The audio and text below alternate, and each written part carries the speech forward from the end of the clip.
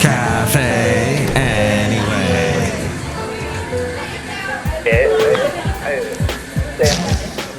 Mike's Daily Podcast. Wow, it's Friday evening. I don't know what you're doing. Maybe you're out. Oh, wait, you're not because there's a pandemic. It's 2199. Mike's Daily Podcast. Episode 2199. Wow, we're almost at 2200. We'll do that this weekend, hopefully.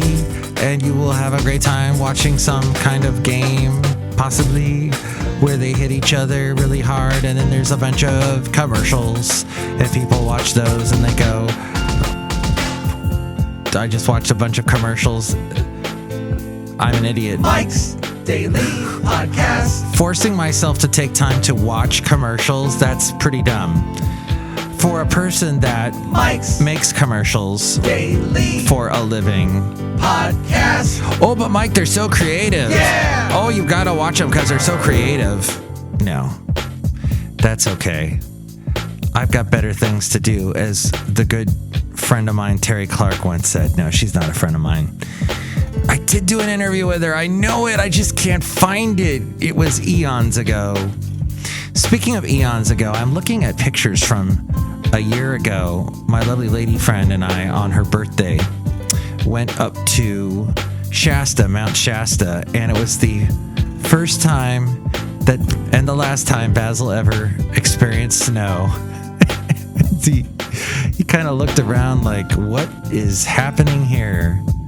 I don't think he liked it much. But I'll tell you now, I will put a podcast picture up from Shasta. I guess I was not really prepared to do today's podcast. It was a busy day.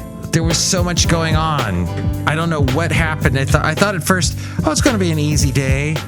You know how that is. And then all of a sudden, it's like a cascading waterfall. Everything is happening at once. But it's good to be here at Cafe Anyway. What a crazy week it's been in the world of politics and in the world. And here's today's podcast picture. Give me 1 second here. I had to walk across Cafe Anyway and turn on the fluorescent lights because it's too dark in here. Yes, the podcast picture is from, I think we call it Bunny Flats in Shasta. I think that's where it is. See it at mikesdailypodcast.com, all the past podcast pictures. Let me ask you, are you a huge podcast fan? Are you like a big fan of, I don't know, the ones that talk about murders, or the ones that talk about, I guess there's pet podcasts. And here's the late, great Basil the Boxer, who went on that wonderful trip. It was the last big, huge trip we took with him. It was so much fun. If COVID-19 isn't scary enough with the flu season, there's a real possibility that we have to deal with both illnesses at the same time. This overlaps when both viruses are circulating in society together. It's what experts are calling a collision between COVID-19 and influenza. There's even the potential for people to be infected with both viruses at once. Yikes. Yet, yes, it is as bad as it sounds, but there's ways you can protect yourself and your family. Some symptoms, such as cough, sore throat, runny or stuffy nose, headache, and fever, are similar for both viruses. This makes it harder for you and even your doctor to make a diagnosis without a test that takes a day or more to process. Until a vaccine against this new mutation of coronavirus is readily available, the best protection remains physical distancing, washing your hands for at least 20 seconds. Are you still doing that? Remember that when they started telling you to do that a year ago? And you were like, sure, I could do that. I just got to sing happy birthday. How sick are you of the song Happy Birthday at this point? Avoiding touching your mouth, nose, and eyes. I think I'm okay with not touching my eyes. It's touching my mouth. Because I like foods that require my hands and my fingers. and there's like tastiness that gets on my fingers, and you know that. And you know, some people are like just disgusted and they will not do that. They got to use fork, a spoon, utensils. They will not use their hands. They're probably smart. That's the smart way to go. As for rubbing my eyes, I guess when I'm tired, maybe, or if I can't, if something's in it. But yeah, it's hard to remember that. How successful have you been at avoiding that? So, also wearing a mask. Interestingly, those same precautions can also help prevent the transmission of the flu virus. So you're killing two birds with one stone by wearing a mask. And remember, the mask has to go over your nose. I was at a restaurant the other day, at a place, a fast food place, and I shouldn't have been there, and I got to stop going there. I'm working on it. And the guy behind the counter had the mask on his face, but it was below the nose was sticking out. The nose was out in the open. It's like, hello, that's one of the main culprits, is the stuff that comes out of your nose might infect me. Cover your whole nose and mouth. Am I into those welder masks? I don't know, man. I know the health people, like at the Kaiser, your doctor. Like my doctor, when I saw her, she had the whole welder's mask on, the plate glass thing in front of her face. Or, okay, yeah, it's plastic. And then she had that super duper mask over the mouth and nose that looks kind of like a sideways duckbill. And the whole time she's talking to me, I'm like, she's turned into Duck. She's like Howard the Duck. Howard the Duck is my doctor. Another important precaution is trying to flatten the curve of both viruses so that hospitals are not overwhelmed. And so that's why you should get your annual flu shot. There's a guy I'm going to see tomorrow, a friend of mine. He is avidly against flu shots. He does not want to get the vaccination. And he does this thing where he throws out rhetorical question after rhetorical question after rhetorical question.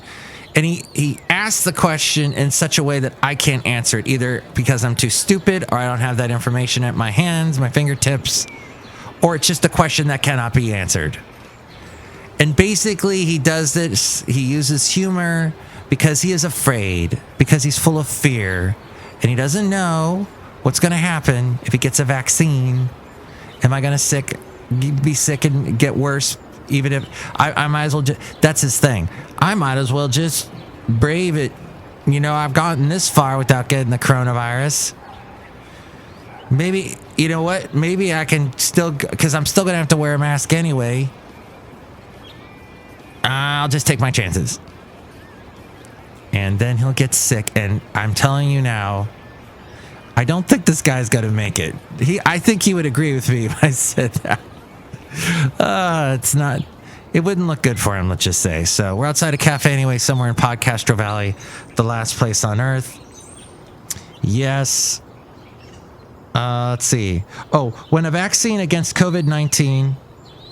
Yeah. When are we going to get that, by the way? Its level of effectiveness, the percentage of the population needed to achieve herd immunity, or how long it will remain effective. A year, a decade, or a lifetime. These are all questions that I am asking out of my mouth.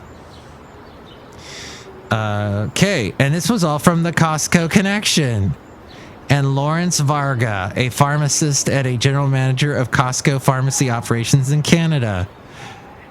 Okay, not exactly a Dr. Fauci, but still, I got something out of it. I don't know about you. Hey, look, we're outside a cafe anyway, somewhere in Podcastro Valley, the last place on earth. The last show, by the way, was called Stream. Probably one of the best names I've ever had for a podcast episode, especially since my show is a stream of blah, blah, blah consciousness coming out of my mouth brain. And also because there was a picture of a stream with Coal Canyon Creek, used to be a lake there. And because we were talking about streaming, internet streaming. I used to work for a company who recently got fined a whole bunch of money because they did some stupid thing where they didn't announce. It's a little thing they got to announce on the air that they didn't do. And they got fined like crazy thousands upon thousands of dollars. So this company I used to work for, I remember the head of the company said the following. The owner of the company said to us in a mass telephone conference call. So people were starting to stream radio stations through the internet. This is before apps became prevalent. I think this was a couple of years actually before the iPhone app came out. All the apps came out on the I think the iPhone wasn't even out yet. But he was saying how the word stream would never catch on for what radio stations do. Now, streaming, that sounds like something you would do in a bathroom. And we're all looking at each other like, oh, okay. In a pro owner, rich guy. But now everybody says it. Hey, I watched streaming online, Netflix show, blah, blah, blah. So that's great. Hey, look who's here. Hello, Michael Master. It's Madame Rootabega. I like standing next to a stream. Oh, yeah, we got a nice stream coming by Cafe Anyway. It would be the Cafe Anyway stream. That's right, Michael Master. Oh, do you like rivers? Yes. Do you like lakes? Yes. Do you like the ocean? No. Do you like Lou Dobbs? She walked away. Lou Dobbs got fired by Fox. This is Lou Dobbs, and now Money Report. Lou Dobbs. The Wuhan virus is causing people to die. It's not the coronavirus, it's the Wuhan virus. Look who else is here. Hello there, Mike. This is Valentino, the parking attendant. And this is Bison Bentley. Do you know that? Mike, was that really Lou Dobbs just now, day? Yeah, Lou Dobbs. Do you know that? Yes. See that wonderful, it was not, a beautiful picture of a mountain or something like that in snow and Shasta and all that. Mike'sDailyPodcast.com. Next show, it'll be the wonderful Chely Shoehart, Floyd the Floorman, John Deere the engineer, and oh my word, it will be FF episode 2200. I like tutus next to each other because I like to wear a tutu. They're so comfortable. I have never worn a tutu. I don't think I am physically able to fit into one. And my birthday has a tutu in it, so I like that. But that's the next show. You can tell me what you think about anything we covered at 336MM Daily. That's 3 plus 3 equals 6. MM is in Mike Matthews. Daily is in what this podcast has been for a couple days now. It's pretty cool. We're awesome at that. Take it away from Mike's Daily Podcast is written and produced and performed by Mike Matthews. His podcast is super easy to find. Download or listen to his show and read his blog at mikesdailypodcast.com. Email Mike now at mikesdailypodcast@gmail.com. See you tomorrow. Bye!